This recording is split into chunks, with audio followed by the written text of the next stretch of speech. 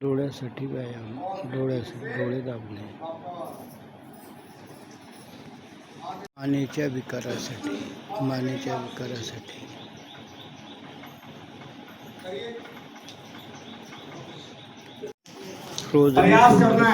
Frozen शोल्डरसाठी चलाइए चलाइए, प्रयास करना धीरे धीरे होने, कोई बात नहीं। फ्रोझन शोल्डरसाठी 10 वेळा करा. नहीं निकलने नहीं देंगे, धीरे से वापस। फ्रोझन शोल्डरसाठी, उल्टा चलाइए, फ्रोझन शोल्डरसाठी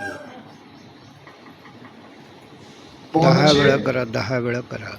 हाथों को रोक फ्रोझन शोल्डरसाठी, फ्रोझन शोल्डरसाठी और फिर धीरे से वापस। पूरा मोड़ दीजिए, जैसे निचोड़ देते कपड़े को। लीड बलवान हो जाएगी आपकी, सर के चोटी से लेके मूलाधार चक्र तक। फ्रोझन श्वास को शोल्डरसाठी, निकालते वापस आ जाए मध्य में। दोनों हाथ घुटनों पर रख लें। अब एक ही सांस में जल्दी जल्दी करेंगे, श्वास को भर लें। चलाएं से, भरे श्वास से, श्वास भरा हुआ होना फ्रोझन चाहिए। शोल्डरसाठी श्वास भरा रखें। माता पिता चाहते हैं कि वो आए उनके बच्चों के साथ में, तो कृपया करके आप फॉर्म भर सकते हैं। सेवा सदन में जाकर अपने घर पर अपने बच्चों से बात की जाए और इच्छा अनुरूप आप यहाँ पे फॉर्म भर सकते हैं और उन्हें ला सकते हैं। इसी साधना को किस प्रकार, ये साधना आप जो भी यहाँ सुन रहे हैं, ये तो सिद्धांतों की इतनी गूढ़ चर्चा जो है वो हमारे लिए है। तो आपके मन में एक बात आती होगी कि हम इसे अपने बच्चों तक इस साधना को कैसे पहुँचाया जाए ताकि वो आजीवन स्वस्थ, आनंदित और सुखी रहें। तो उसी को किस प्रकार सरल शब्दों में, खेल के साथ में, आध्यात्म के साथ उसका एक जोड़ करके हम यहाँ पे जो बच्चों का जो शिविर है, इन साधना को गुरु जी के माध्यम से यहाँ तक पहुँचाते हैं। इसलिए आप सभी से अनुरोध है इस बात पर विचार किया जाए और अपने बच्चों से बात करके आप फॉर्म भर सकते हैं। इसी के साथ प्रातःकालीन सत्र यहाँ समाप्त होता है एवं 4 बजे आज ही प्राणियों के हृदय में त्याग का बल एवं सुखी प्राणियों के हृदय में सेवा का बल प्रदान करें, जिससे वे सुख दुख के बंधन से मुक्त हों,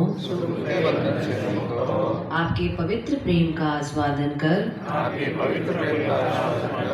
कृत्य कृत्य हो जाएं। हम परम पिता परमेश्वर से प्रार्थना करते हैं कि जो साधक तब सेवा सुमिरन के माध्यम से शरीर से मल, मन से आसक्ति, बुद्धि से अहंकार और अहम से मिथ्या अपनत्व निकालने की साधना में लगे हुए हैं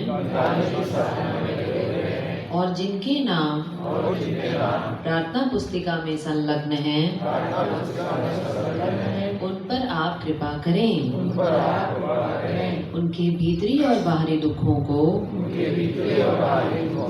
शीघ्र अतिशीघ्र समाप्त कर दें। ओम शांति शांति शांति। नहीं हुए 76 योगी जी के मिलने के बाद।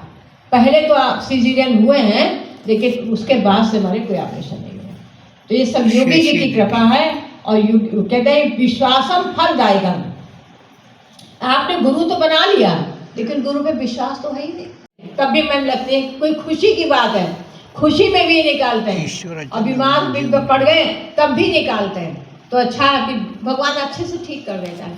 बहुत कम समय में हम लोग की रिकवरी हो जाती है। ये नहीं कि हम लोग बीमार नहीं पड़ते, कुछ ना कुछ तो होता रहता है, लेकिन ठीक बड़ी जल्दी होता है। और दिमाग में भी ये बैठा है कि दवाइयाँ शक्ति नहीं देंगे, दवाइयाँ स्वास्थ्य नहीं देंगे, ये दिमाग में बैठा है। दवाई खाने से हम लोग को घबराहट लगती है।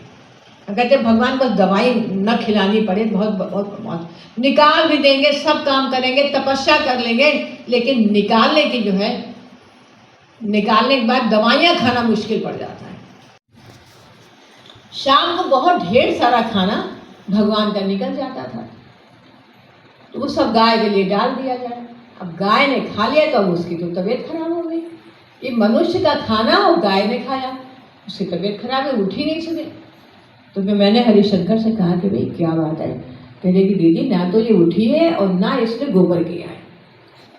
तो पानी की सिंचाई हो रही थी ये मोटे वाले पाइप से, तुमने कहा इसको एनीमा दे दो।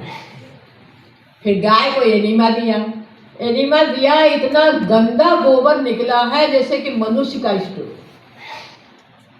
ये बता रहा है। तो पशु जगत से तो मनुष्य जगत ऊंचे माना गया था, भाव मनुष्य बनो, लेकिन वो तो पशु से भी नीचे हो गया। पशु बीमार पड़ता है तो भोजन छोड़ देता है। इससे हमारे गाय कभी बीमार पड़ती है तो चारा ही